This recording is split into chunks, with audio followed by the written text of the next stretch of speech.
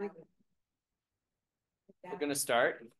So tradition is that during the month of Elul, we blow the shofar every day. And even though it is not a biblical requirement until Rosh Hashanah, the shofar is designed to evoke and inspire feelings of connection, feelings of return.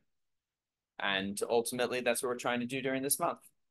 Reorient ourselves, reevaluate where we are, and better connect to our truer self. A word teshuva, which is commonly translated as repentance, comes from the word lashuv, which means to return. Lashuv habaita, right? Which is very apropos to tonight's discussion. Bringing them home, returning them back to their home, something that we are all praying for every single day. So the notion of us coming back to our home, whether that means physically us returning back to our homeland, which we pray every day in the Amidah, when we say the Sechasana Nenu Shubcha Letzion, we pray to return back to our home of Zion, but also to return back to who we are essentially, which is not a geographical thing, but rather an internal spiritual thing, to be connected with our true self. Because in life, sometimes we tend to get disconnected and get overwhelmed and consumed with everything that's happening around us. And sometimes it redefines who we are. And this is the month to get back to that true essence of each and every person. So the cry of the shofar, the call of the shofar, is that piercing cry that says, it's time to come home.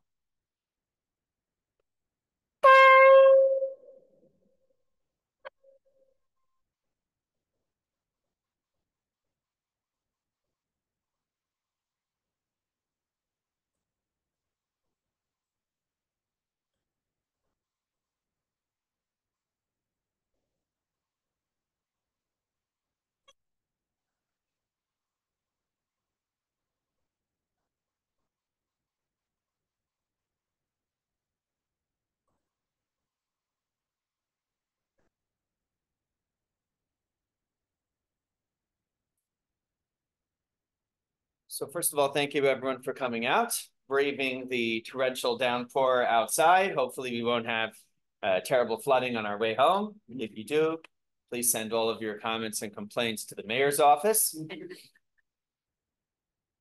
But tonight is an important moment, an opportunity.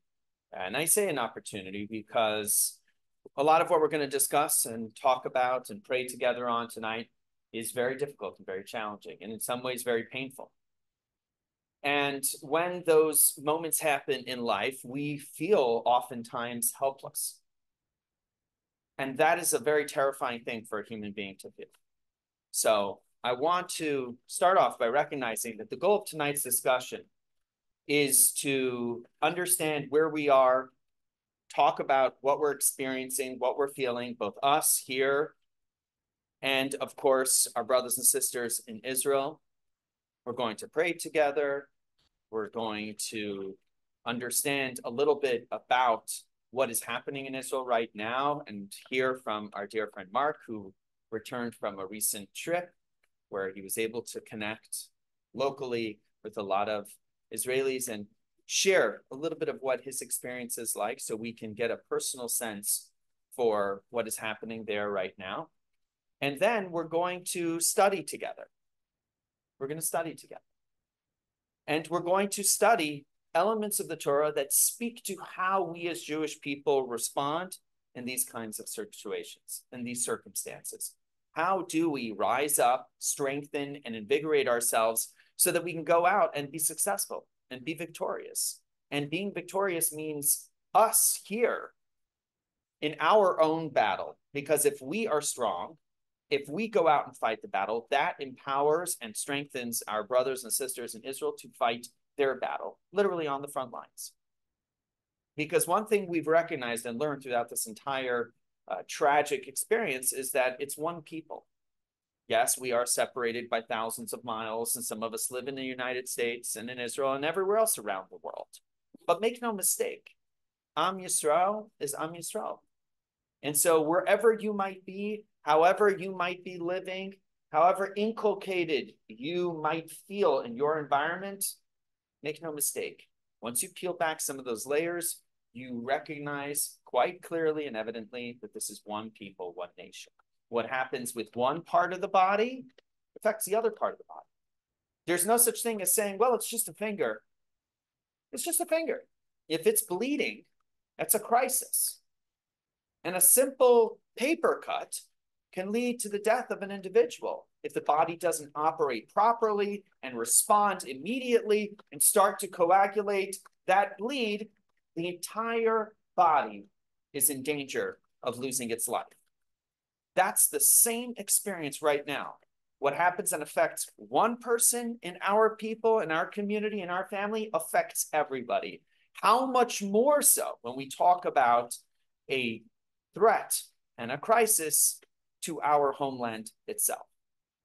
So tonight is an opportunity to feel, to connect, to express those feelings fully, and then to talk about how we take those feelings and we turn them into something real and something powerful, how we channel that towards a strength and a conviction that will give us victory and ultimately victory for our brothers and sisters fighting this battle on the front lines in Israel today.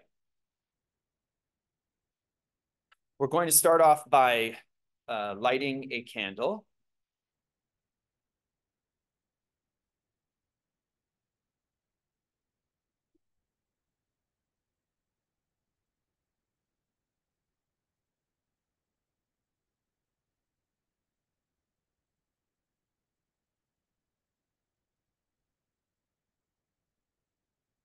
Now, I want to acknowledge that tonight, first and foremost, we are praying for our hostages to return, but we're also praying for those hostages that are not returning physically, that have already lost their lives. And we're praying for them because we're praying for their souls, for their neshama. We're praying that their souls should go straight to heaven, where obviously it will be ushered in right next to God's throne. We're praying for their families that are grieving the physical loss of their siblings, of their children, in some cases their parents. We're praying for them because when we stop and we embrace and recognize their loss, we know it's our loss too. And the six that are represented here, Hirsch, Eden, Ori, Almog, Alexander, and Carmel, are only the most recent. So let's remember that there are many others that have lost their lives over the last 10 and a half months, including those that lost their lives on October 7th itself. They represent all of them. They represent all of them. So we're going to light a candle.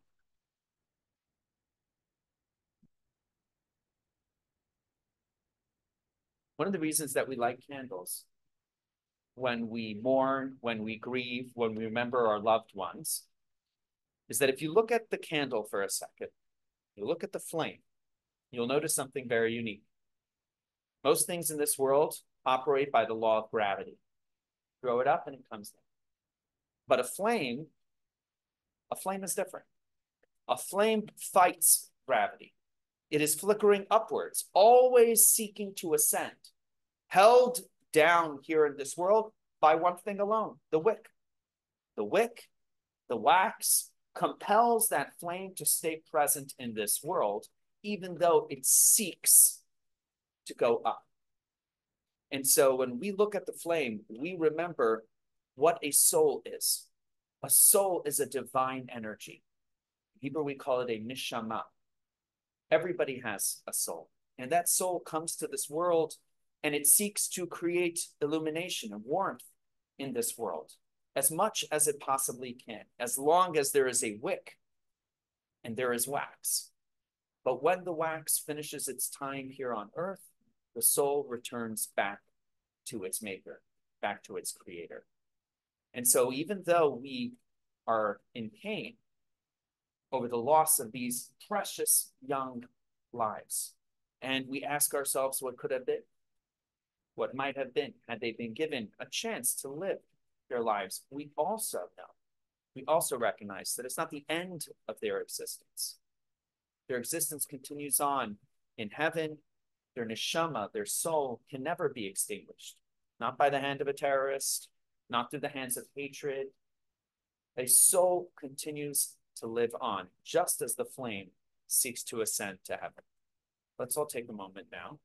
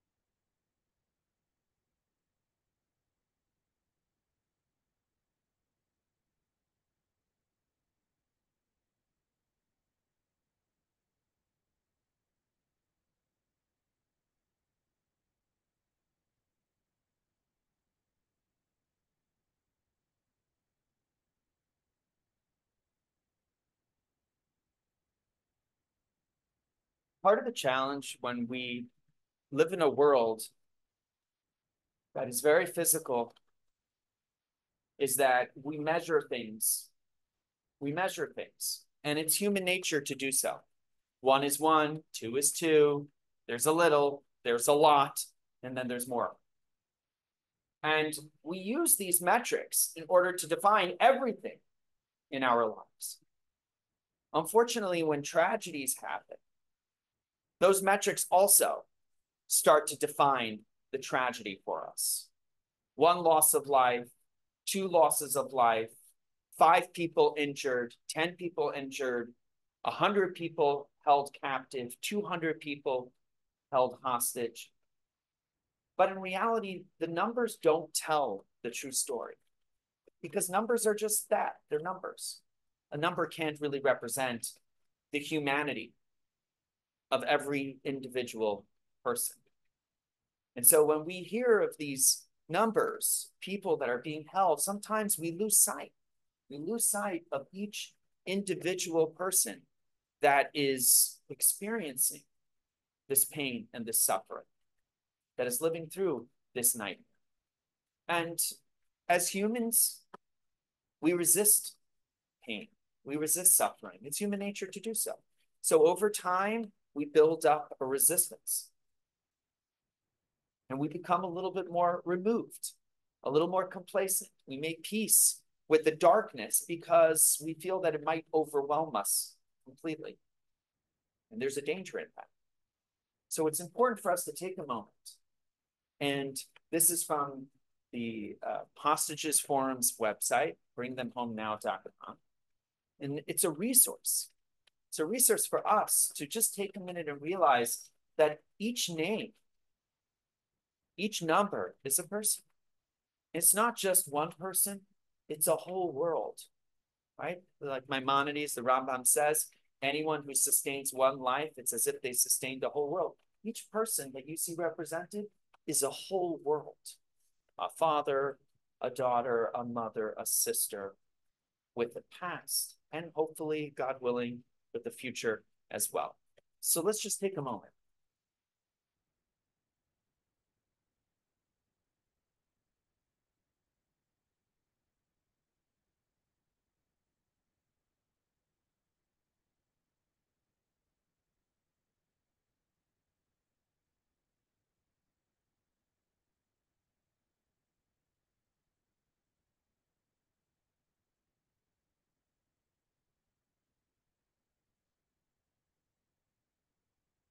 Let's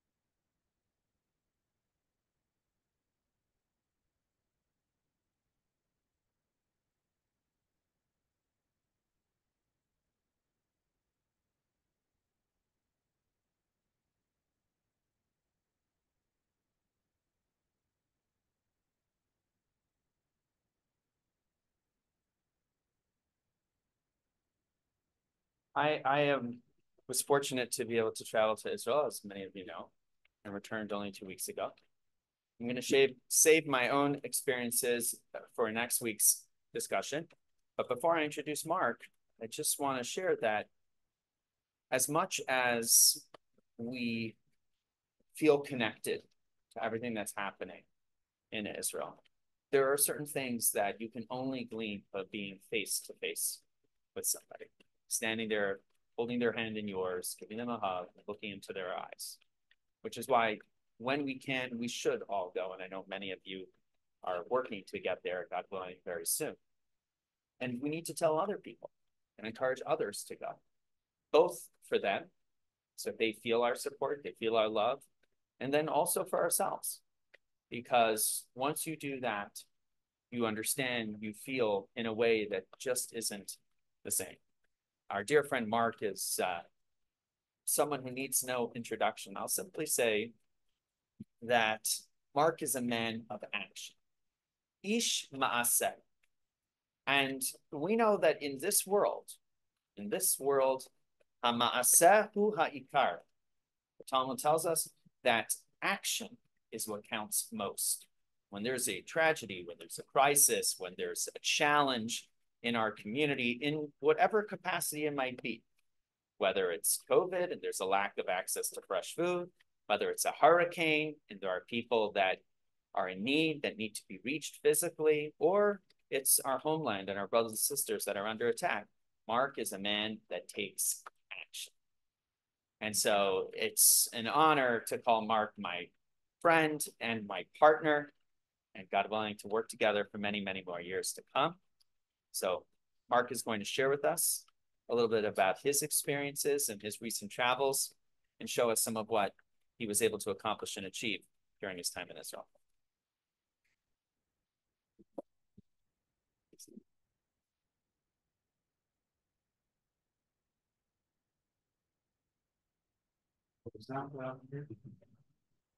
Yeah, you can. Just give me 1 second here.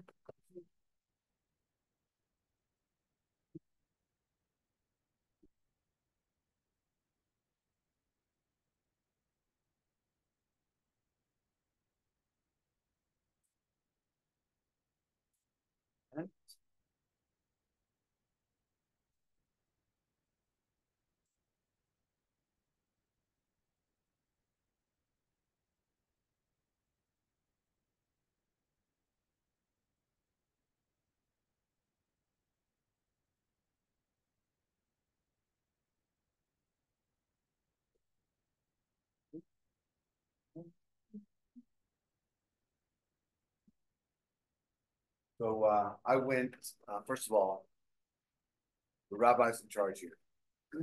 It's an honor to call you my rabbi, not my technical advisor. We had a remote control.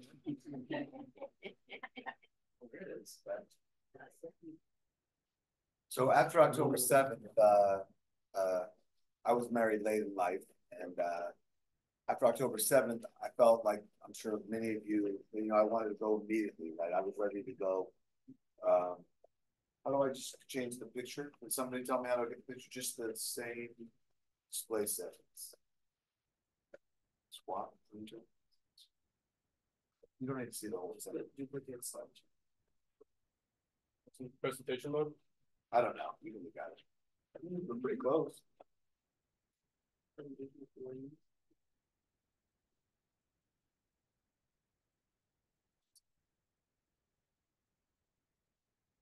I was here early to practice, by the way.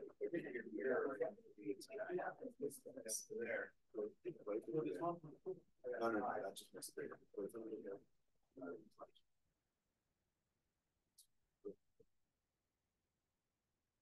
Yeah, you got it. All right, perfect.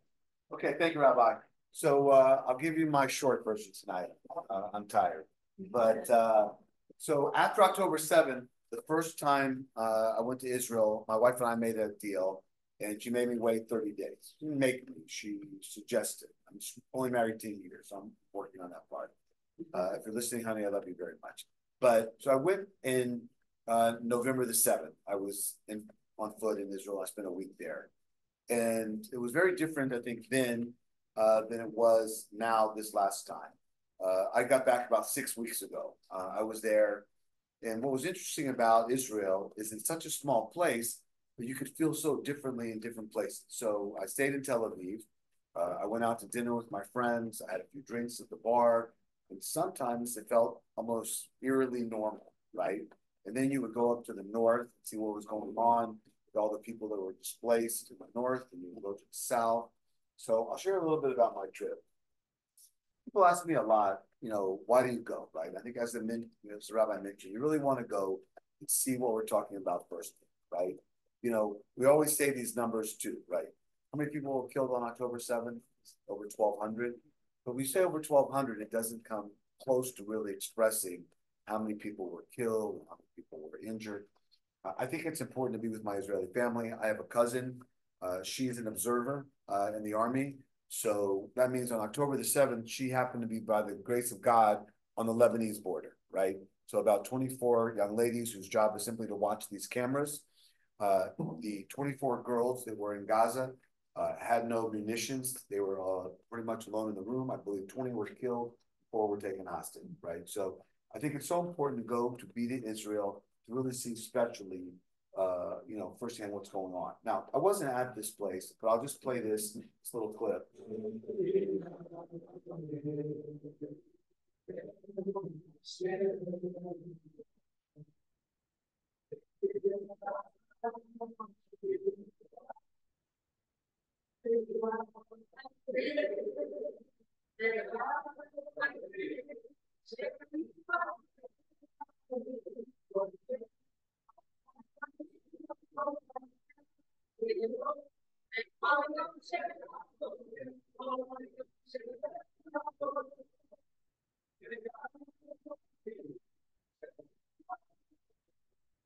So people ask me, like, why do you go to Israel, right?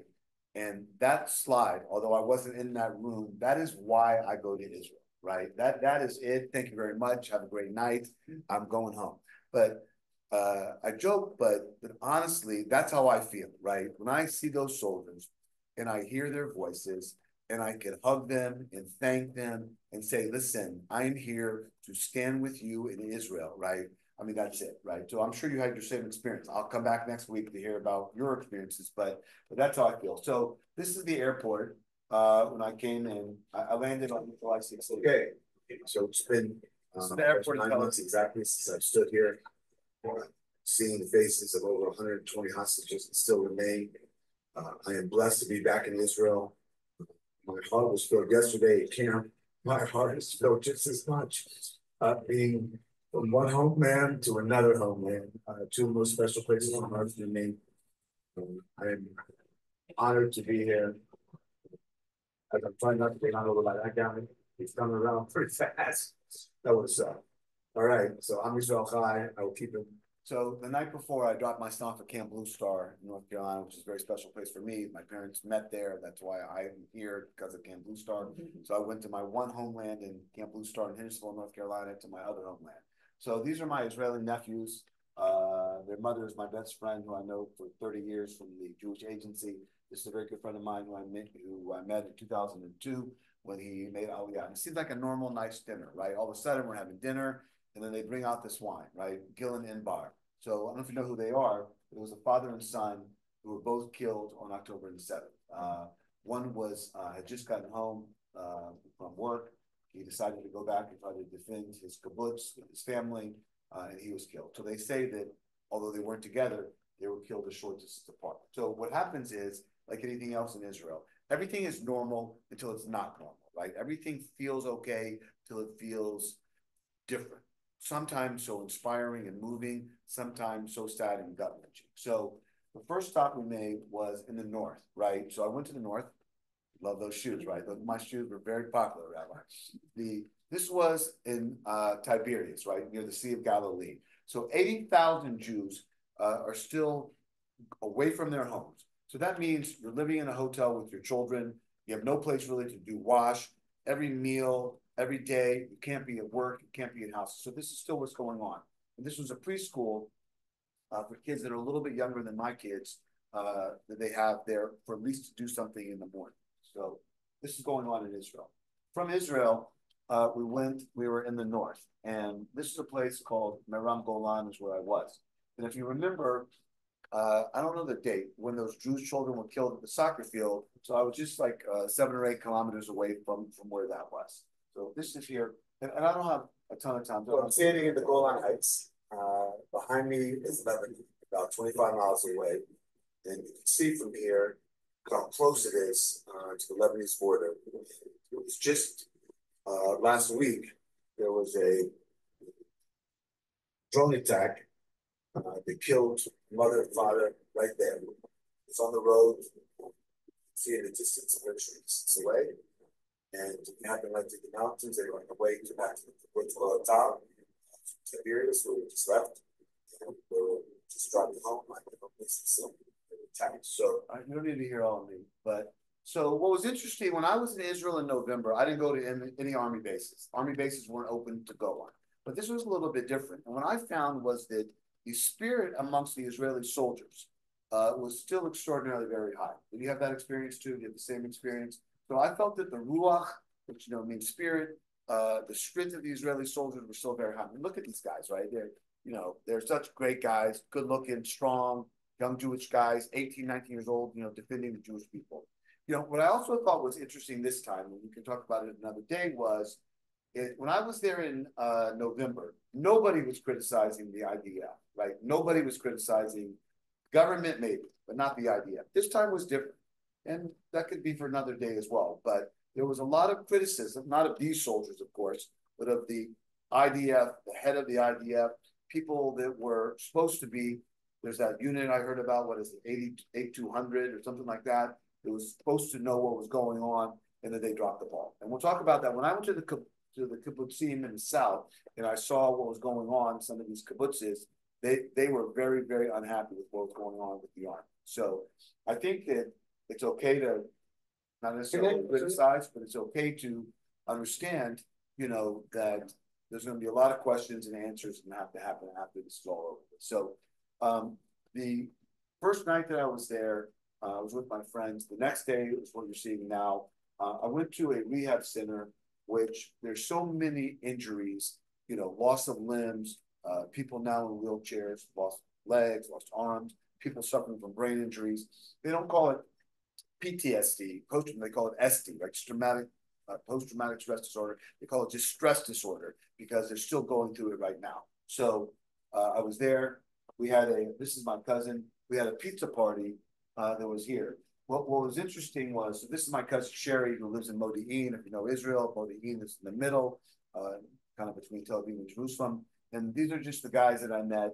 And you could just kind of feel it, right? So to be able to, it's very nice to be with you, but to have pizza with them and to sit next to them and to hold their hands, tell them that, again, how proud it is to be, here as a Jew in Israel with you, it's amazing. So what was also interesting that night was that there's a woman named Maya Rega, you know who that is? So one of the hostages was there. Of course, nobody introduced me. And I was like chit-chatting it up with this woman who I later turned out to be Maya Rega. And I was like, hey, is this your boyfriend? And blah, blah, blah. Just like some utter normal Mark Wright nonsense. But I guess maybe it was better, right? That I was. She probably enjoyed that better than like, it's an honor to meet you or this or that or the other. But and so there was a terrible, terrible bombing in January of this year. This guy that I met, he wouldn't tell me his name because I guess it was supposed to be like he didn't want to discuss it. His job is to pick up the Israeli soldiers that are killed in combat. That's his job, right? That's what he does. He picks up the soldiers that are killed in Gaza. And it was a terrible building and a bomb. I don't remember exactly what happened, but he was one of the survivors with all of these soldiers, these beautiful Israeli men, our soldiers that were killed when this building collapsed, right? It was sometime in January this year. So I met him, I talked to him.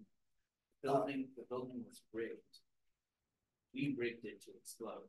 And before we could escape the building, there was an RPG set off the explosion. I think it was the worst single day since October the 7th. So from that day, the next day I went to the West Bank, right? I wanted to see the soldiers and what was going on in the West Bank. We don't hear about it. A little bit more now we hear about, right, what's going on in the West Bank. But still, so this was a place called Tulkarem. I don't know if you're familiar with Tulkarem. There's a lot going on in Tulkarem. Okay, where are we? Tell me where we are. What's going on? We are Bajan, an Israeli. You see my protective hat and his protective tennis hat. So you're in charge of me and you're watching both of us? So I'm that, just that, keep an eye that's on the gate. this, right? And so I'm behind this down. That's the gate to Tulkarem. What? His hat. Yeah. Okay, the hat that the soldier is wearing. In you know what it's called? With the bucket. Right, that bucket hat in Israel is called kova of a tempo. Which means like an idiot's hat. That's what they call that hat in Israel. Well, I didn't call him that. He was looking after me. So Tulkarem obviously is in the West Bank. There's a lot going on in Tulkarem. They were saying that before October the 7th, somebody would come to the gate, they would try to apprehend them maybe. Now, if somebody comes to the gate, they just shoot them. They don't want anybody close. So that was the gate to Tulkarem. I said, hey, can I go into Tulkarem? So they took the gate, they opened the gate. I walked into Tulkarem. The guy says, okay. I walked back out. They closed the gate. And that was my time in Tulkarem. I also took a post where I was defending the people of Israel, only for a very short time, by the way. It was all quiet. But again, you know, you see these people and you see their faces. So let me go to the next slide. And this is a guy who's 39 years old, right? He's just an educator from Jerusalem. And I'll listen to you. By the way, pure Zionism. Anyway, so on that morning, I basically defied my orders of driving to Jerusalem on a hunch. And I drove all by myself, carrying on my pistol down south. And on the way, one of my soldiers joined me. I started to understand how big the invasion is and what's going on. It was around 9:30, where I left a video saying goodbye to my kids over the phone. I realized when the army will find my body, they will find my phone. I will have something for my kids. And from that moment on, we went to try to get to Be'eri. Eventually, we got stuck in Kibbutz Alumim. We were fighting there for a few hours. We killed all the terrorists there. We prevented them from entering Kibbutz Alumim. When we finished that, we drove to Be'eri and we started the liberation of Kibbutz Be'eri by going one house by another and to take families out. In one of the situations there, we had a hostage situation and we were pinned down. And it's the first time of that day, it was around 6 p.m. I'm fighting all day long. I had time to think. Just because I was laying there on the ground, holding my rifle, breathing, just thinking, what have I just seen here? And the experience was, how many bodies have I seen? It was zombie land. I mean, the amount of bodies I've seen, innocent civilians, and of course, how many terrorists we killed. It's something I've never seen in my life. And the first thing I'm thinking is, no one would believe me. I don't know I'm in October 7th. It's a personal experience what I'm, going through. I have no idea that everyone is glued to the screens back at home. And I'm discovering October 7th as I go. And no one would believe me. How can I share that it's October 2023, but it seems like it feels like 1940 with the methodologies of the killing that I've seen. I've seen really hard things. And then I decided I want to do something. But as an advocate person, I told you I'm working in Israel. It's an NGO that tries to tackle and fight anti-Semitism and to improve Israeli image in the world. I decided to build a project. And a few weeks after I thought about the idea of creating the Video Witness film, we created a brand. So it goes on, but I'm trying to keep it tight. But what was interesting about him was that I asked him, I go, what was it like being shot like that? And he told me that he went with his pistol, right? And then he found an Israeli soldier that had been killed. He took the Israeli soldier's gun. He took the Israeli soldier's vest off of the soldier. He said 7 minutes after he put the vest on, he got shot in the chest. 7 minutes, and that soldier saved his life. And I asked him, like, did you, maybe know who the soldier was? And he didn't know the name of the soldier, but obviously that soldier who gave his life saved his life. And what's really amazing is that, today was a normal day, right? I worked, right? I had some coffee. I went to Gio's for some Cuban toast. I had lunch at the office, right? Just normal, right? And then all of a sudden, there are days in our lives that I got to meet that guy, right? I got to meet Nimrod. I got to meet a guy that risked his life, that left his family, that defied orders just because he is a Jew and cared about the other Jews at the kibbutzim, in Gaza or near Gaza, right? So, those are the things that like you cannot explain it, right? You cannot explain how it fills your heart, right? You say a person of action. The question is, I don't know how you can want that experience, right? I mean, I love my children and I love my wife. Everybody sees I love my children, I love my wife, but to have that type of experience, it's unbelievable. From there, we went down to the Nova Music Festival. So over 360 people were killed. Again, am I okay? Like 10 minutes and I'll be done with it. This is the Nova Music Festival site. And what happens is the festival is here, right? And around 6:30 in the morning when the sun is coming up is when this attack is coming. But the road's called 220. So really, it's coming on both sides of the road, right? The attack is coming on both sides of the road, and everybody's trying to leave, right? So what happens is everybody's like rushed out. They're trying to get into their cars. The cars are being shot, and people think they're waiting in traffic just because the people are dead in their cars. Just give you an idea. Swan Avenue, right? That's the size of the road. Right? It's not a big road. The width of Swan Avenue. That's the only access point in and out. And this is, so I felt that when I was there in November, I couldn't go. Like they didn't let me to the Nova Music Festival site on November the 7th. But here, now you could go. It's more of a memorial. But you stand there, and it's like the rabbi said, don't just say 360. Now, I'm not going to read everybody's name, right? So, but you want to say their name. You want to hear their voices, right? You want to look at their pictures. I went around, again, 360 of these posts with the picture. I went around and I saw these are the people. I mean, look at their faces, right? I mean, look at their face. This is your daughter. This is your grandchildren, right? These are our loved ones, right? Our sisters. And these are the ones I got captured of the 360. My best friend, her name is Tal Bar-Lev, right? Tal, I put it on my Facebook page. Tal commented on it.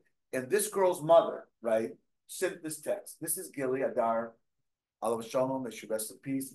The daughter of our friends Orna and Eldad, right? This is my friend saying, who also lives next to us. Orna and I were pregnant together. She was an IVF baby after so many years, and it was the only pregnancy. Orna had the only pregnancy that lasted. Omri, which is her son, was born 2 weeks before Gili. He was in the picture I showed you, the first picture. There's no single day that I don't remember her. She was called by all the sun, as everywhere she brought the light, warmth, and smile. I am shocked and glad you chose her destiny. So this is the best friend's of my best friend's daughter, right? So I don't know how it happened. I don't know why things happen, but look at it, right? Let's just say it. Gili Adar, right? Just say Gili. I mean, what a beautiful face, right? This woman, her parents came from Ethiopia. She was very young when she came. These are her best friends. Her name is Mazel, 36 years old. They made it to the car. They were in traffic. They tried to drive through the woods. The car got stuck. What happened? Mazel got out of the car. She basically was standing there when her two friends were shot. The terrorists hit her. Instead of shooting her, they hit her in the back of the head, right? So all she remembers is the terrorists touching her and tying her legs together. And then she just pretended to play dead. And finally, after what she said seemed like hours, somebody grabbed her and she had survived. And her two friends were really lying right next to her. Here we start with the car, all these traffic, all these cars, and like you don't get it what's happening. And the shots come from this side. You get it that they come from this side. So we wait until we get it that the traffic don't move. So try and go. Right. So again, this is just a small part of her story. But can you imagine her going back to the same place where she's standing, where her best friends were murdered while she was going to a music festival, right? She was going to a music festival. These are some of the cars. This was a car of the terrorists. These are some of the cars that you see, just so you can see a little bit of where I was. From there, I went to a place called Kfar Aza, which is here. I'll show you an aerial. So this is Kfar Aza here.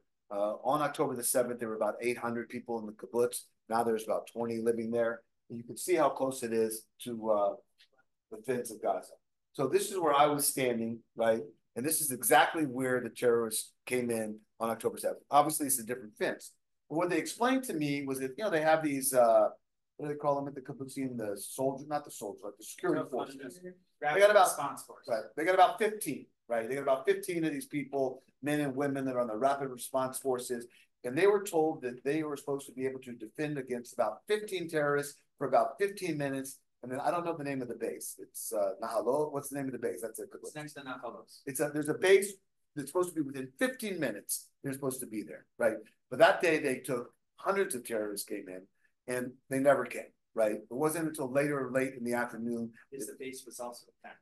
Well, the base was attacked, and it was also 200 people instead of like full, 600 people that were supposed to be at the base. But this is just a little bit of what you see. And they knew exactly where to go, because the first thing that they saw, they had cameras everywhere at the kibbutz. They knew that they were on top of the roof, and they went right to the armory. So that means that the people, and these are the people, I'm not talking politics, right? Your politics or your business, but these are some of the most liberal, left, we all want to be together, one place, people, so open-minded. And these are the people that were betrayed by these sons of bitches, that have come to their community. You could see it. Just to explain what Mark's saying, Translate what Mark's saying is that workers from Gaza that would come into the kibbutz basically laid out a map and a plan of exactly where the terrorists should go. So when they came in, they went exactly according to plan. They attacked the armory first. It wasn't by chance. The people that they had let into their homes and their lives basically turned around and let these people. That they would take their medical care, they would bring them food. And what was interesting was right around Sukkot, October 7th. I mean, it was just, when was Sukkot? But you could still see, it's like frozen in time. Because again, you could go around and you could see these homes. And there's a big debate on the kibbutzes. What do we do? Do we tear them all down, build one memorial? Do we leave them there as a history for all people to see? So this is one the safe room for a soldier who's killed here. You could see this was soldier living on the kibbutz. It's supposed to say locked. I think that's what it says in Hebrew. The doors did not lock. So when you turned the doors, they did lock. You could see the bullets. No, nobody is prepared for what happened that day. Nobody was prepared for, they heard the missiles coming and sounded bad. They go to their safe rooms, and then the safe rooms, again, the doors don't lock. But from there, I went to a place called Shomron, which is again in Judea and Samaria, a very small road. There's a military base, Palestinian or Palestinian territories on both sides. Me and some of my friends from Tampa helped pay for a dinner. You could do the same thing if you ever want to sponsor a dinner. It's great, right? I mean, with the soldiers having steak, hanging out, singing Israeli songs. I mean, this honestly didn't get any better. Actually, to my Jewish brothers and my Jewish friends and my friends in Israel and Tampa that helped pay for the barbecue. Translate this. Give them a message. לכל היהודים היקרים, בעיקר ליהודים מטמפה, אנחנו מאוד מאוד מודים לכם, אתם מחזקים אותנו, אתם הגב שלנו, אתם נותנים לנו את הרוח הגבית להמשיך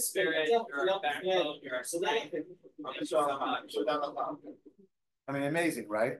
Just amazing, right? So I won't bore you with all this. So I just want to show you from that. What? A little hookah. First of all, I'm not good with that strong coffee, and I'm not so good with the strong hookah. But if you're hanging out with some Israeli soldiers and some guy offered you a hookah, the first thing was like, where are the wives? But nonetheless, I did the hookah, I did the, whatever it was, no alcohol, but it's like tobacco. It's not anything illegal. It's just like tobacco. But so then, like, I thought things for the most part were pretty safe where I was in Tel Aviv. I was staying at the Hilton, which is fine. And this was 3 a.m. it was Friday morning, Thursday night. This is the drone. Okay, 4 drones were shot, 3 were shot down. So the drone comes in here. The hotel where I'm staying is there.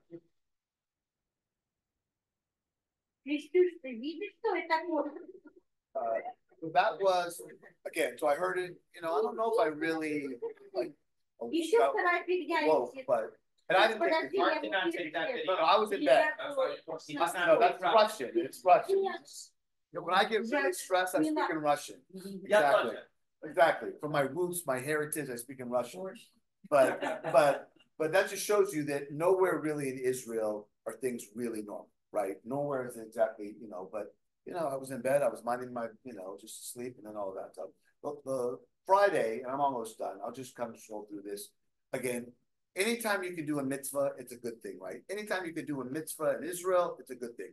You get the trifecta, high holiday almost, if it's on Shabbat in Israel. So these were mostly older Jews from the former Soviet Union. This is a food pantry. They normally don't have fresh baked challahs, but here they have fresh baked challahs. And you can imagine I had to get like some chief rabbi's blessing in order to have our challahs at this place. And you can just see that we gave them out. We also went to the base because this is my cousin. Her name is Mayan. So Mayan was my cousin. She's cute, right? She's gorgeous. She'll be here maybe in a few months. She gets out of the army at the end of this month.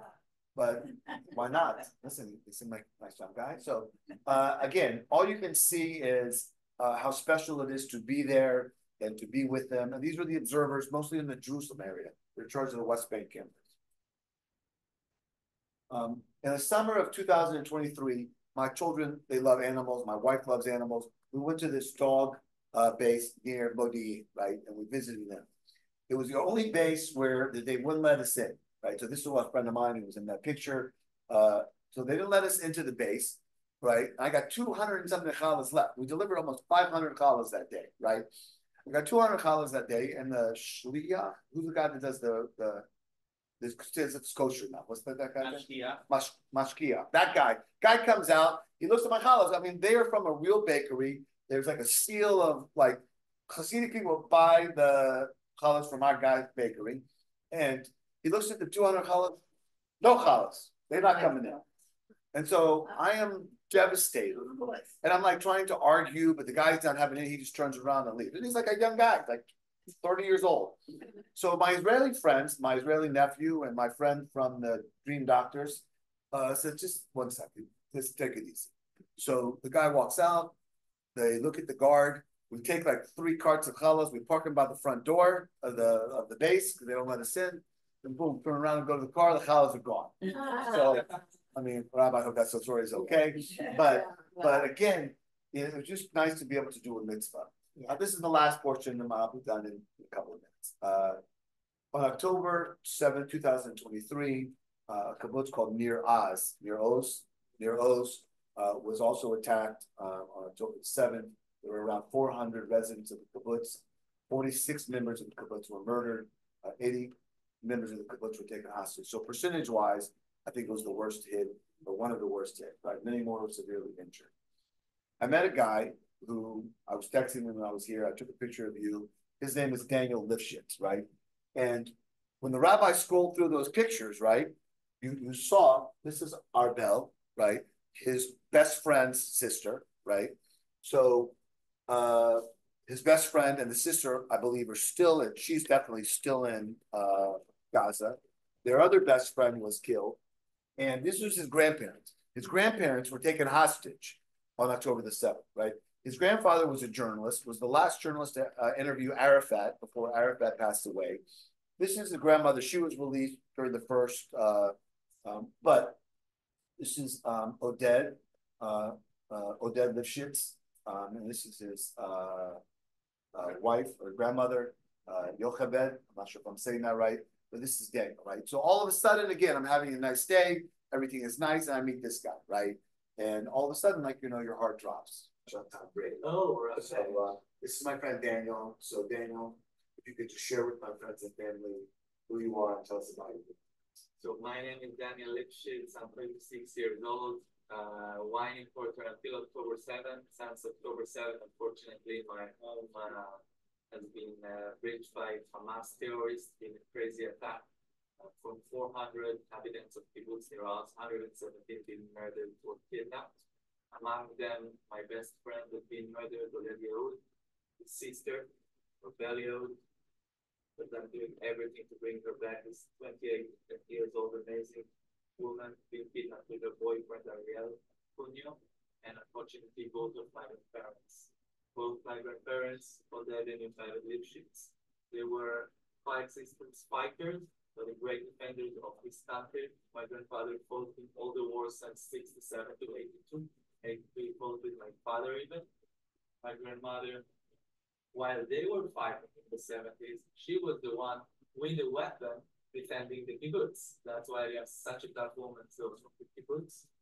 As you see, my grandmother, she's been released, and my grandfather, which is the only great-grandfather in the world held hostage, is still in Gaza almost 300 days now.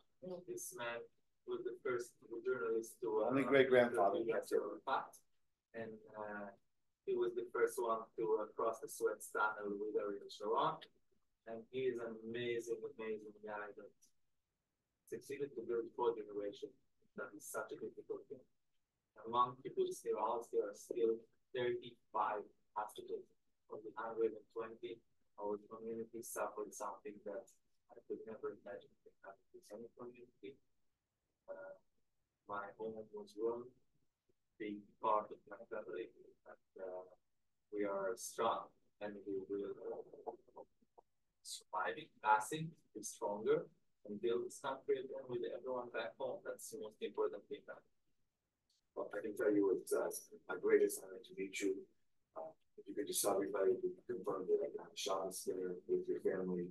Your grandfather comes home, and I am going to be here for whether you want me or not. We're now Shvakat, and it is truly very meaningful to be with you and to sit here. So, I promise that you are more than welcome to the Shabbat even before that. So his daughter, he was out of town on October 7th. He's divorced. His wife is supposed to pick up his daughter on Saturday. Remember, his daughter, I think she's 8 or 9, is with his grandparents who were kidnapped. And by chance, she happened to be close by. So she picked up his daughter at 10 o'clock on Friday night. 10 o'clock on Friday night, 8 hours before. That's the only reason why, his daughter is not in captivity as well. So he's the one that will hopefully, God willing, be here. So if you want to meet him, Daniel, hopefully he'll come. Say again?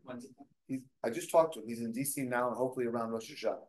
But whatever it is, we'll figure it out. But if you'd like to meet him and hear from him, it's really special. Right now, I talk to him. I don't talk. I text him every Shabbat. I say Shabbat Shalom. And again, it's just amazing how, we could be strangers, we could be religious, we could be secular, but we share this commonality of being Jews and caring about Israel. And you saw that my hug was sincere, right? And the worst part about leaving Israel, the worst part, what's the worst part of leaving Israel? The worst part is not knowing when you're going to come back to Israel. It's what aches my heart. And my wife, again, is pretty understanding that I've been there 3 times in the last 12 months or 14 months now. So it's not bad, right? So I just explained to Lindsay, my wife, that as soon as Daniel's grandfather gets released, it won't be the first Shabbos, but within 30 days, she promised me she promised me. So I'm going. If you want to go, we'll talk about it. So all right, this is about the end of it. Just I'll show you. These are all the people from his kibbutz that were taken. And also, I believe his kibbutz were the 2 little boys that were from his kibbutz. And again, this is, you walk past them in the outside, right? You walk past them, right? And you see them, but you don't really know them. But so now you know these 2, right? Now you know that when you see their faces, you say their name, right? But just say Arbel and say Oded. The last story I'll tell you was that one of the things that people ask, what can you do? A friend of mine does these things with what's called the dream doctors. They do like kind of make a wish. We do here, you go to Disney, things like that. And, you could do it, and you do it now for these children, these people.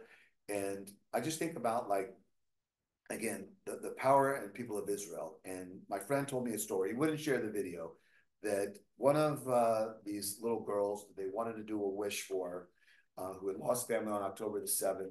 She wanted to do like a cooking class with the greatest chef. They do the same shows we have there. So they were taking her and another little girl and some, I guess, family members. And they were walking towards the restaurant where the chef was located. and they're walking down the street, and you see the hostage posters in many places. I don't think everywhere, but they're lots of places. And so they're walking down the street, and he's kind of like videotaping them.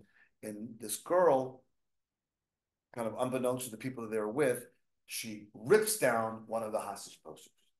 And then she rips down another hostage poster.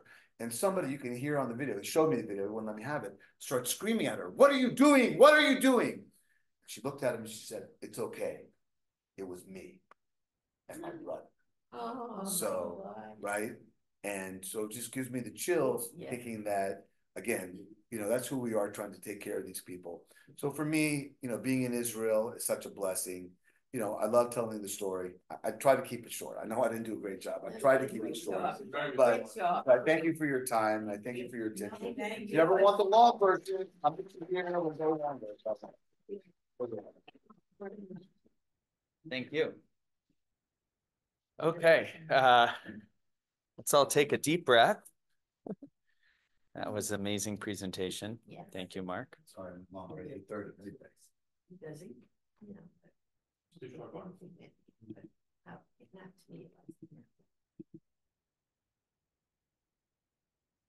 you want to share, Arlene, from your experience? I'm not going to share from my experience, but I'm going to tell you that after October 7th, my grandson called me and he said, "Grandma, you just can't believe how the people in Israel, they can't do enough for each other. Everybody wants to help. Everybody wants to do things for one another." He says, why can't we always be like this? Why can't we always be like that? And he's right.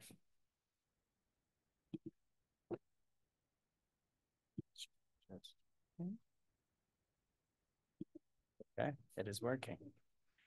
Okay. Well, thank you again, Mark, for that amazing little glimpse into what your experience was like. A short glimpse, but a very meaningful glimpse, and an important glimpse, because as I started off this evening by sharing, of course, we want to connect and experience and feel the pain and the challenge and the difficulty.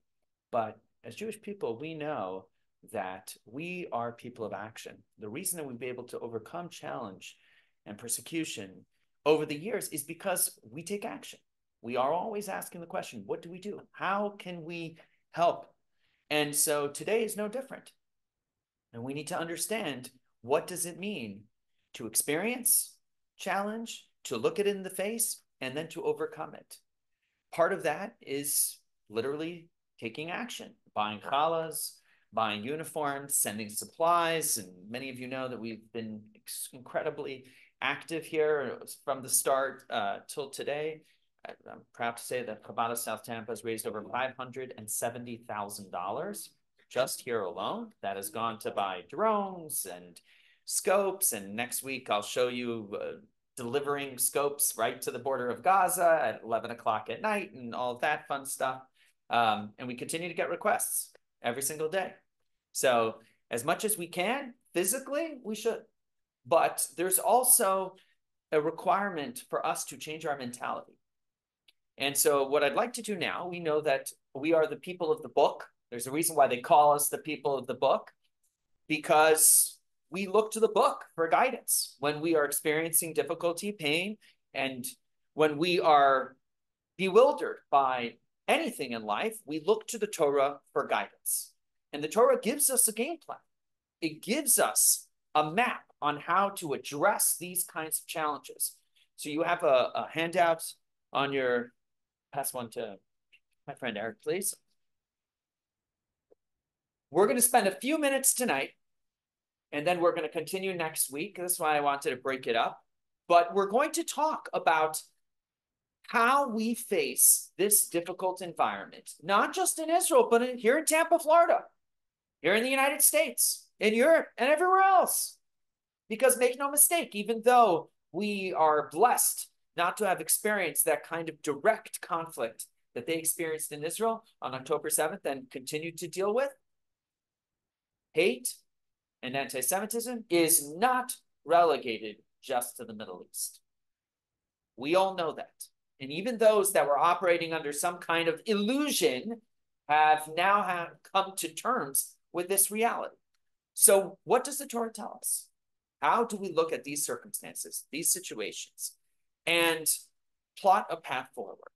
Well, we're fortunate that the Rebbe would take on these kinds of challenging questions and dilemmas and help guide us towards inspiration in the Torah. And the Rebbe did that with Israel time and again, time and again. And people are sometimes surprised. Oh, I can imagine that the Rebbe would talk about ideas that are discussed in the Torah, but modern day politics, modern day security challenges, what does that have to do with the Rebbe? But the Rebbe understood that this is our homeland, and anything that we can do to protect and support and defend our homeland must be done, which led the Rebbe to have very intimate, close contacts with leaders of Israel from the very beginning of the modern day state in 1948.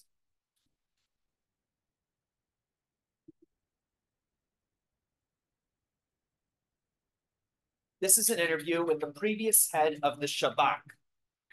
The Shabak is like the Internal Security Service. מה דעתי על המצב?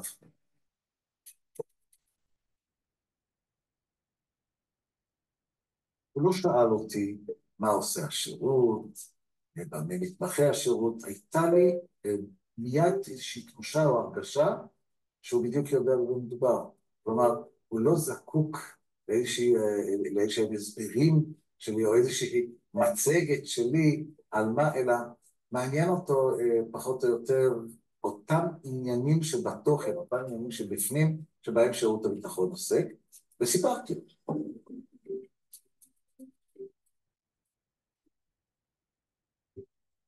סיפרתי לו את הדאגות שלי, את ההתחדות שלי בנושא הפלסטיני.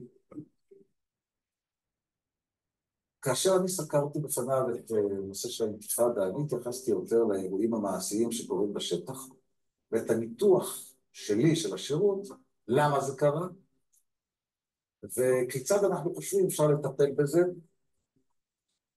כאשר הרבי ביטר, הוא דיבר על כך שמדובר כאן בסכסוך שלא ייפטר, לא על ידי הפגנה כזאת או ערמה כזאת, או תוכנית טלוויזיה כזאת או אחרת.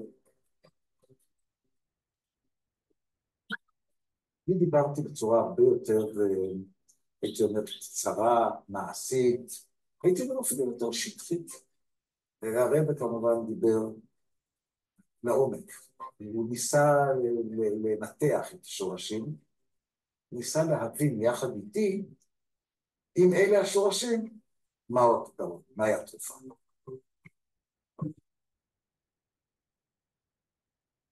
הבקיאות של הרבי, גם בעניינים שאינם עניינים דתיים, במצב הבינלאומי, במצב הטרור, לא רק במצב העם היהודי, מה שנקרא, מה שנעשה אצל הגויים, מה שנעשה אצל השכנים, הייתה מרשימה, מדהימה, גם בהיקפים שלה, גם ביכולת הניתוח.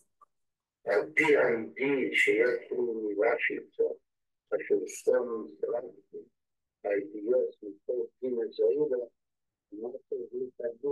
בכל הנושאים שלו, התייחס יותר לשורשים.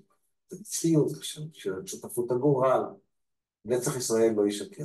Der Rebsteller gegeben, Eretz Yisrael zu Kiel, in das Nachlass selber. בעצם הצורה שבה מנתחים ומנתח את הדברים, בעצם הצורה שהוא אומר אותם, ובעצם התשובות שלו או ההתייחסויות שלו לנושאים שהועלו בשיחה בינינו, אני מבין גם מה הוא חושב כיצד צריך לנהוג. והדעת האוחץ והדעת שצריך לבטל בלי המה שלו, אבל מילון שלי, ובשביל זה נקמנו משהו, וזה היפך של הטבע של ארצות הברית. ארצות הברית נסקיימה, נסקיימה, על ידי זה שאול חזר, שמשהו חיוני בשבילו, אי אפשר בזה לבטל.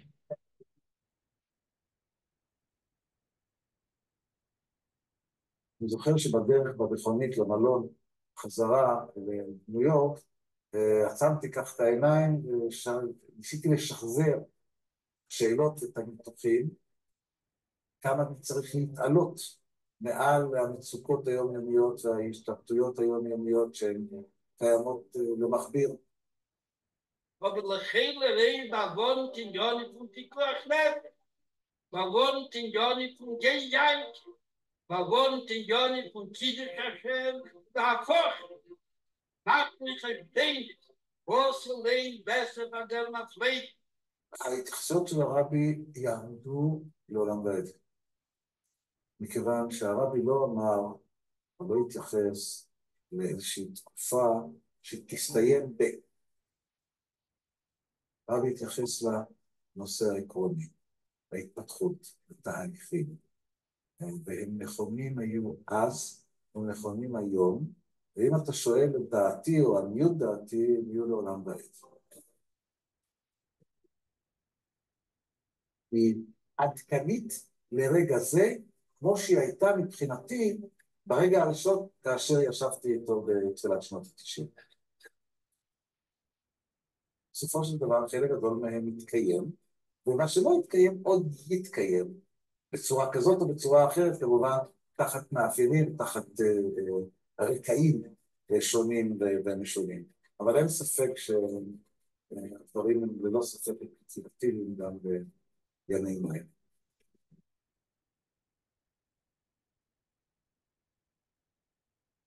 So I think we need to embrace one simple truth.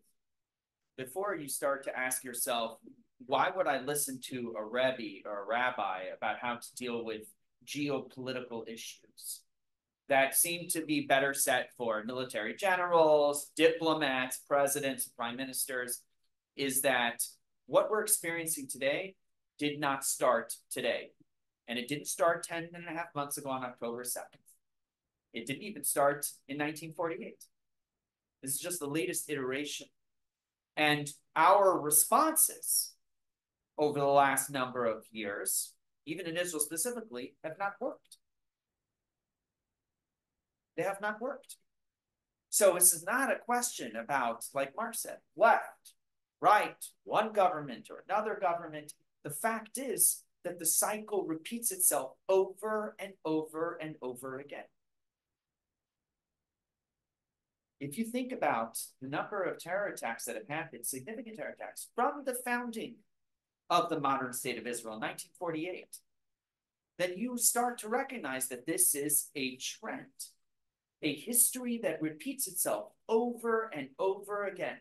No matter what party is in control, no matter how many considerations are made, no matter how much peace is desired and sought and fought for and died for, the same thing keeps perpetuating itself.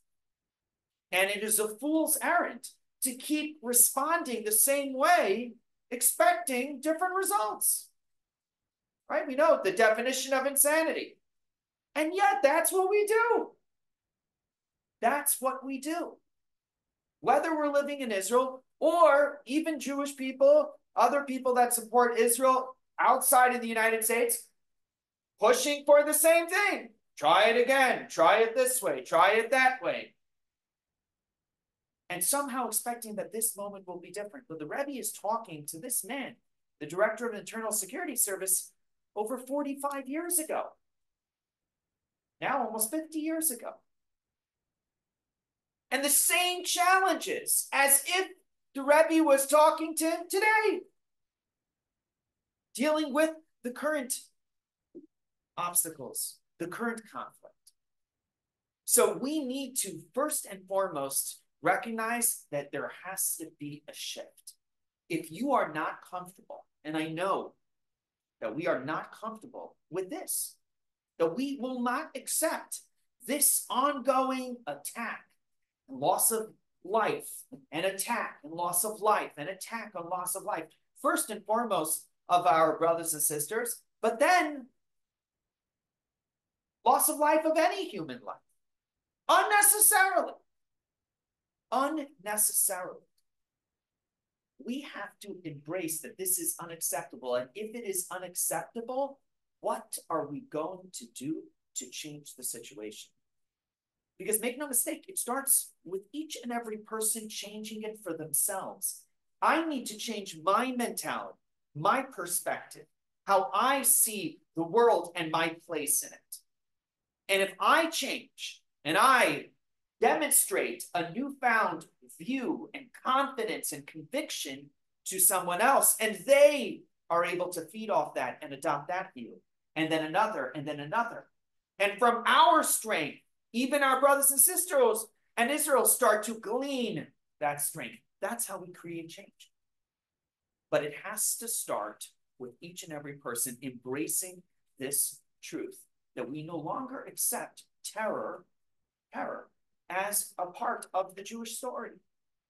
It is not a price that we should have to pay to live in our homeland or anywhere else for that matter. And somehow we've accepted, we've made peace with that. We've made peace with that. If you look at page 8 in your handout, you'll see a limited list of attacks that have happened in Israel. This is even before 1940.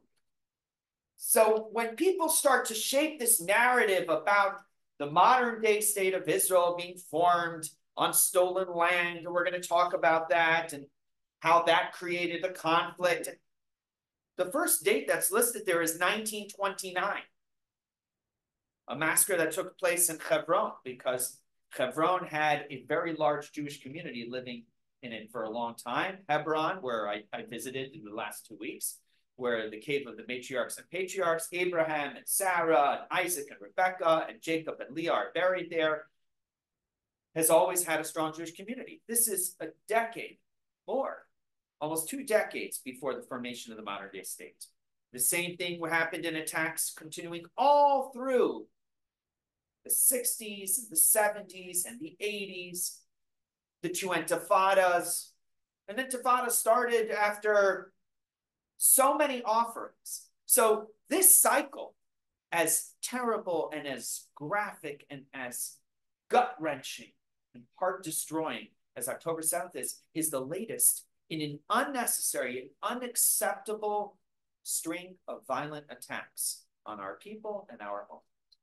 And if we want it to stop, we need to start asking ourselves, what are we doing wrong, and are we prepared to change it?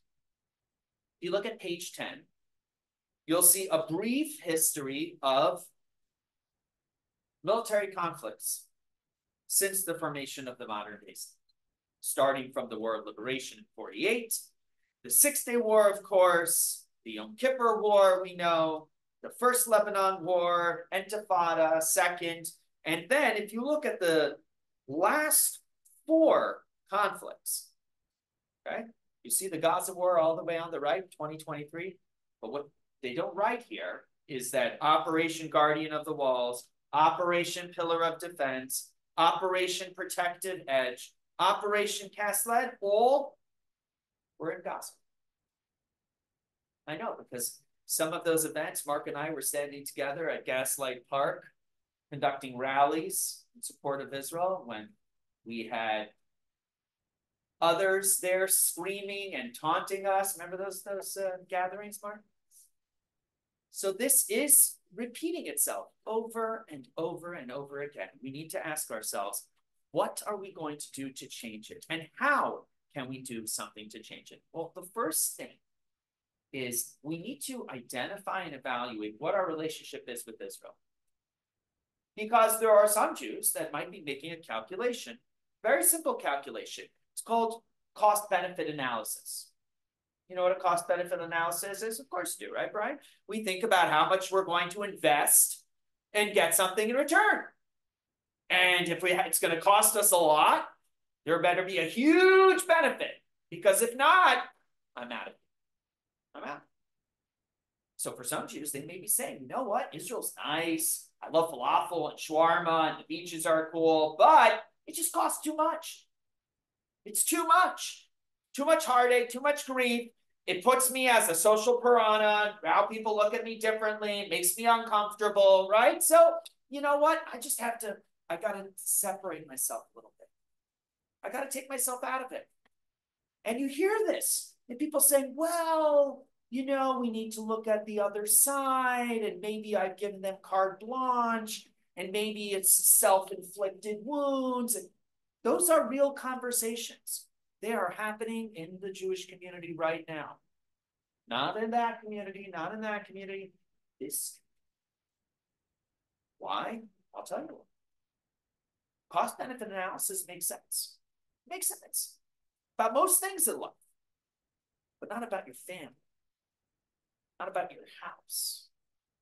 There's no cost-benefit analysis. Well, my mom used to make me peanut butter and jelly for lunch every day. So of course I loved her. But now that I'm 27, 28 years old, frankly, there's just not so many benefits anymore, right?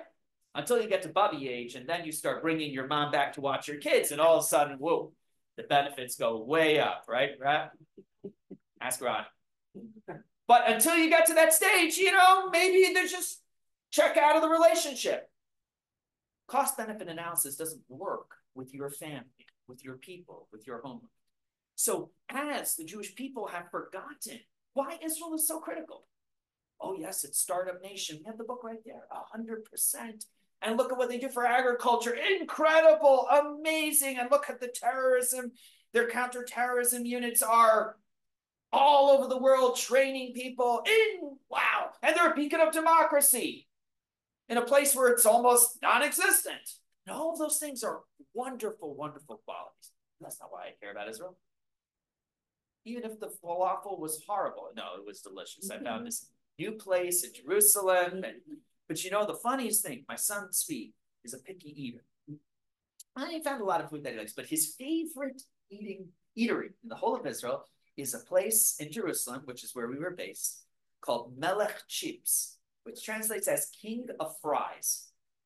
French fries. And he told us, Todd, we got to go to this place. And we passed by it, and you know what? We had their French fries. They were mind-blowing. I never thought I would say this. An American food called French fries in Israel. Mind-blowing. Mind-blowing. The point is, all of those things are nice. They're ancillary benefits. That's not what Israel is about. It's my homeland. Good, bad, ugly, benefit more, benefit less, cost me more, cost me less. It makes absolutely no difference. I cannot divorce and separate myself from my homeland. The same way I can't divorce and separate myself from my Jewish identity. It is inextricably linked 110%. If you look at page 14, I'm not going to go through all that, but those are just a small samplings of what the Torah tells us about our homeland Israel. From the very beginning of the story. From the very beginning of the story of creation of the world, the Jewish people, the very first Jewish person, the bris, right? Yesterday I was explaining to somebody what a bris is. He just had a baby boy, and please God, he's going to have a bris when his son is a little stronger and out of the NICU. And I explained to him, the bris doesn't mean circumcision. That's milah. Bris means covenant. Treaty, contract, agreement, because Abraham entered into an agreement with God. And what was the part of the agreement? Right down there.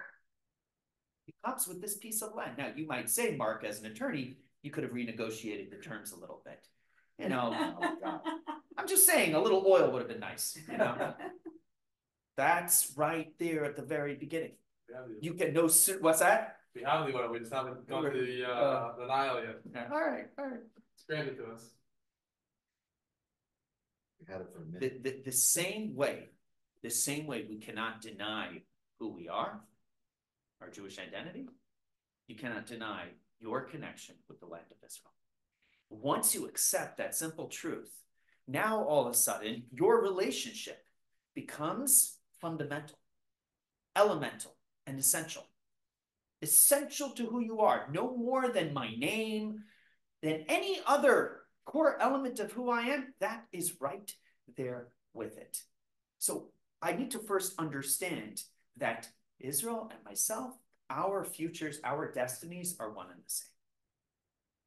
Once I start to embrace that truth, now I could start to say, well, if that's the way I feel about Israel, how do I present that to the rest of the world? How do I stand up and be that spokesperson, that representative, that stakeholder, that shareholder that says, yes, this is my land. This is where I plant my flag. This is where I plant my tree now and forever. irregardless of what might be happening all around me. This is why the Rebbe was so passionate about trying to support, guide, and advise these leaders. Because even the best of their abilities, sometimes they didn't see and understand how essential this was to everyone, all of the Jewish people. And make no mistake, if you look at page 12, you'll see every leader from Israel would come and visit the Rebbe. All of them. From Shazar, the very first president, well, not the first president, the third president, prime ministers, right? I once heard from Prime Minister Menachem Begin's advisor, when Menachem Begin came to Washington and to go to Camp David, he stopped in New York first, and he wanted to go visit the Rebbe. But his advisors felt that it would be proper for the Rebbe to come to Manhattan and meet him in the Plaza Hotel where he was staying. And the Rebbe didn't leave his office for anyone, not for presidents, not for prime ministers. The Rebbe only left New York City 3 times to visit sleepaway camps that he started in upstate New York. Besides that, from 1944 or 43, the Rebbe never left New York City. So they told him, the Rebbe would love to meet with you, but it's going to have to be in the office. And it was a huge conflict. It's not befitting of the Israeli prime minister. And Menachem Begin said, conflict, schmonflict. And he went and visited the Rebbe. Prime Minister Netanyahu visited multiple times. He spoke about it. He spoke about it when he went to the UN and what the Rebbe told him decades before, that you're going to go to the UN and it's a place of darkness, or you're going to light a candle. You can Google it. He's spoken about it many times since then. So the Rebbe understood these people not as politicians, even though by definition they were politicians, but their true responsibility was so much bigger than that. So much more profound than left or right, Likud or Labor. These were people that were shaping the future of our homeland and were therefore responsible. Their greatest responsibility, responsible for the safety and the security of millions of Jewish people. First and foremost in the land, and then by extension even outside of the land of Israel. That's the way the Rebbe connected with them. It wasn't about politics. You'll never hear the Rebbe having a conversation with any of these people about politics. And in fact, the Rebbe told the Chabad rabbis that he sent, because in the 70s, the Rebbe actually handpicked student rabbis and sent them to Israel. And then told them to get married and to stay in Israel. 3 groups. My uncle was sent in the second group in 1978, 77, and he married an Israeli woman. He never left. And he's a prominent rabbi in Rishon LeZion, very big city in Israel, till this very day. So the Rebbe didn't look at this as a political question, and we need to reshape the way that we look at it. Because if you are looking to score political points, you've missed it. You've missed the point completely. Politics stops at the door. You want to apply politics? You can play politics here in the United States. Although, frankly, that's a futile exercise, in my opinion, as well, even more toxic. We'll save that for another conversation. But when it comes to Israel, the question is not about politics, it's about what is best for the land and its people. That's it. That's it. What will provide safety and security? And the first thing we need to understand is that if we aren't sure ourselves, if we don't have confidence in the answer to that question, where will anyone else get it from? If you're not sure if you belong there, why would they think that you belong there? So when we show up and we fight and we bleed and we die for a piece of this land, and then we come running back to the world and say, no, it's okay. Take it back. We didn't mean to. It's not really ours. And I'm not paraphrasing. Large swaths of the land that you, Mark, rode on, that you visited soldiers, today is not considered part of Israel. By Israel. Not by the United States. Not by Europe. Not by Arab countries. By Israel itself. If we ourselves don't have the confidence in our land being our land, where will anyone else get that confidence from? So we need to recognize, why is the land our land? We're colonizers. You heard that before? We're colonizers. We took it. We conquered it. We kicked people out. We stole people's land. And we're laying, and that's the problem. That's the reason. Well, if you can't answer that question, then maybe they're right. So we need to establish one simple truth. The reason that the land of Israel is our homeland is because God decided to give it to us. Could have given us something else. But God decided to give us the land of Israel. Have Jewish people been living there for thousands of years? Of course, absolutely. Right? And was it divvied up under the Balfour Declaration and a UN partition plan and give it to 100%? And did we conquer land in wars that we didn't start? Multiple wars, whether it was independence in 48, or it was Six-Day War, or it was, Kippur War, and we conquered land. We fought and died for this land that people, right? The same way the state of Florida is not considered occupied territory. You ever heard someone call, well, some people actually, but that's a separate political conversation, right? But the point is, the same way Florida is part of the United States of America, right? We started off with how many colonies? 13 colonies? How did we get to 50 states? We fought for it, we conquered it, and we said, oh, it's ours. But in Israel, it's different. So it's different. All of those things are true. But the real reason why the land belongs to us is simple. Because in the Bible, in the Torah, call it whatever you want, God said, I chose this little sliver of land. This little sliver. And I said, I'm going to give it to this people. There were people before. We know, we're reading about it right now in our weekly Torah portion. Canaanites, Hittites, Prezis, and so on and so forth, right? They lived there before, 7 nations. And Hashem said, you know what? I didn't like the way that they behaved. They would send off their kids to worship and sacrifices, but I'm giving it to you. That's it. That's where it starts, and that's where it ends. I want you to stop and think for a second. How does the Torah start? Very beginning of the Torah. All right, we're going to read it. We're going to read it on Simchat Torah when we'll be celebrating the first anniversary of these attacks. That morning, we're going to be reading. What are we going to be reading? What is the very first part of the Torah? Bereshit. In the beginning. In the beginning. Bereshit bara Elokim. Genesis says, in the beginning, God created heaven and earth. And you might say to yourself, yeah, that's where the Torah should start. That makes sense, right? Right? Because Torah is telling us the history of the Jewish people, the history of the world. Nope. The foremost commentary on the entire Torah is a man named Shlomo, Rabbi Shlomo Yitzchaki. His acronym spells out Rashi. Rashi is the number one commentary. Any copy of the Torah, a decent copy of the Torah that's been printed in the last 500-600 years has his commentary. Not necessarily anybody else. This is a man who lived just under 1,000 years ago in Troyes, France, and Mainz, Germany. Rabbi Shlomo Yitzchaki. And he's also the foremost commentary on the Talmud.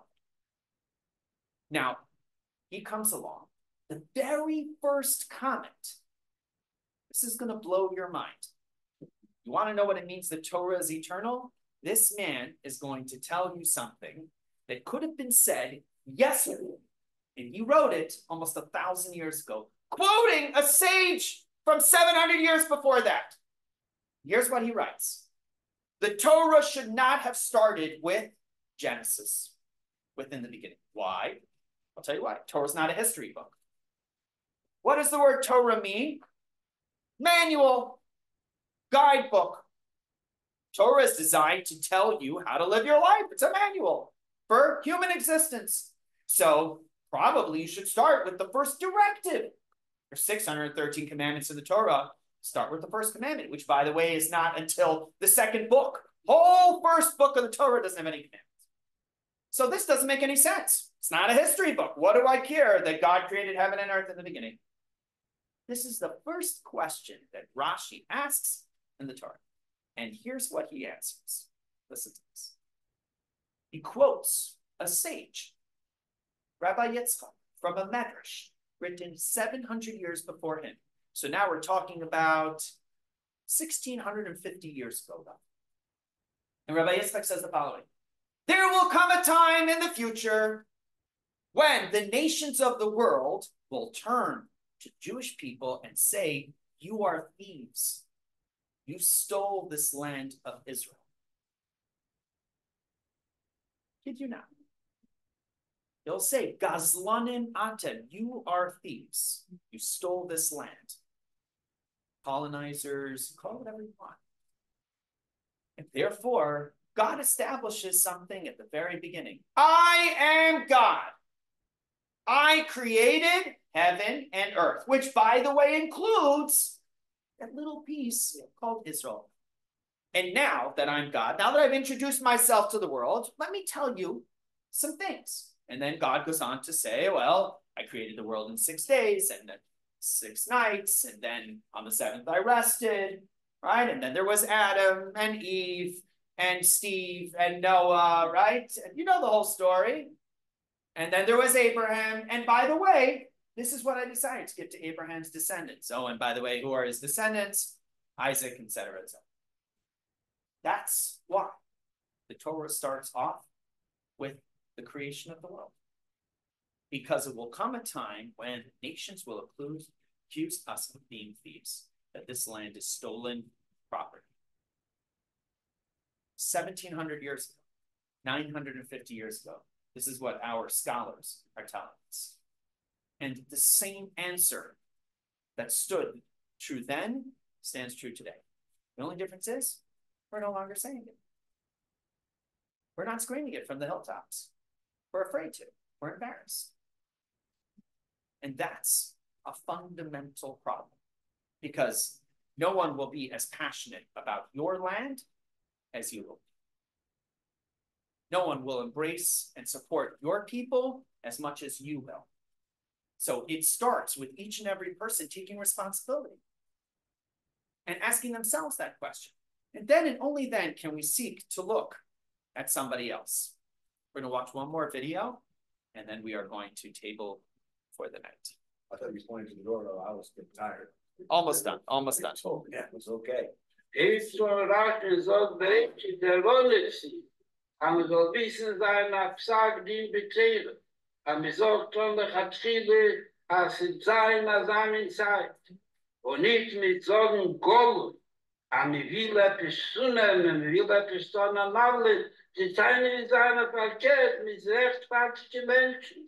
Bis an Noschen Zadikim, Jochsach Mechscholem. Man will das gescholem.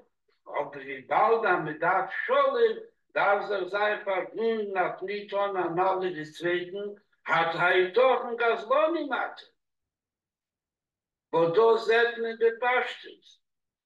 Darf sehen, als soll sich nicht stellen an gegen dem Rotzen Abele, was wir Zähne in Noslo her, und wir Zähne in Notlo meher in Noslo, Lignei Israel am Gedesche in einem Leben von Achlasele. Und wenn es mir nicht mehr schliert mit dem Menschen, wenn Menschen nicht, am Hektor reden mit anderen in Joni, okay, du bekam vor mir, am Setzer hat aber nicht, weil alle Teile des Schönes und Schönes, was man die Kontanten noch nicht in Geld. Ist das der einzige Teil, was wie sich stellt, sich zu sagen. Oh, it won't work. It won't work. We can't tell them something as simple as that. We have to dress it up. We have to find a different rationale for why we're allowed to exist. Right? Something that's more modernized. Did any of those work? Have they worked? Not yesterday, not last year, not 5, 10, 15, 20, or 40, or 50 years ago. It didn't work. When it doesn't work, throw it out. Go back to the basics. Go back to the fundamentals. And the Rebbe's not delusional. Rebbe is far from delusional, as you can see. A final quote, text 3, page 18. Zalman Shazar, president of Israel, had multiple private meetings with the Rebbe. And the Rebbe tells him in a letter, I am not under the delusion that arguments based on principles of justice and integrity will prevail in the United Nations, the Vatican, etc. But guess what? That's not who we're talking to. Rebbe says a most important factor is the morale of the youth, including within the IDF and the students in the United States and elsewhere. Look at our young people today. Look at how many of them have reevaluated their relationship with Israel. Chas v'shalom, God forbid. Why? Because too many explained it to them that it was about ethics and it was about human rights and this and that. We need to start by building the conviction within our own community, within our own families, within our own people. That's who we need to start by talking to. Well, whether the UN or others will recognize and embrace it, that's irrelevant. Irrelevant. So step one for us to win this war is for us to understand Israel was, is, and will always be essential to every single one of us. Whether you've been there 100 times or you've never been, doesn't make a difference. That is your land, your homeland, and it is an integral part of being a Jewish person. Number one. Number two, once we embrace this truth, that should build the confidence that we have in this land and our presence in this land. The minute that you try to rationalize and justify, you weaken your argument. You make it conditional. And if you have a weak relationship with Israel, then others will see it even weaker. When we build strength within ourselves, then that strength will exude to others, and they will naturally reevaluate the way they look at our relationship with the land. So I want to conclude by us embracing everything that we went through tonight. The pain, the difficulty, there's no question. We're not here to minimize that and diminish that in any way. It's real, very real. But we also need to use this moment to strengthen our own connection with the land and to ask ourselves, where do I go from here? What needs to change so that I don't keep repeating this terrible cycle of violence? Because that's something each and every one of us can do. We can strengthen our emunah, our faith in Hashem. We can strengthen our commitment to the land. And when we change, people take notice. When you light a candle, like the Rebbe told Prime Minister Netanyahu, it illuminates the room automatically. So let's walk away from tonight a little more illuminated, our candle kindled, our strength invigorated, our hope and our faith strong, and Bezrat Hashem, we will see miracles and hear wonderful news from our homeland very speedily. I want to thank everybody. I want to thank Eric, our dear friend, and United Security Solutions for helping sponsor tonight's program. And I encourage everyone to come out next Thursday. We're going to continue the series. Next Thursday, we're going to have a dear friend of ours whose family was held captive, many of whom were released, but some who have not been released, and is going to be sharing her experience. She also just came back from Israel, where her husband's family lives, and she travels with her kids and her husband every summer. They just came back recently, so she's going to be talking next week. I'm also going to share from my trip, building on what Mark said, and some of my experiences and ways that we can continue to be supportive. And we'll continue our discussion into the Torah's advice on how we win this war. Thank you so Drive much. home. Yeah.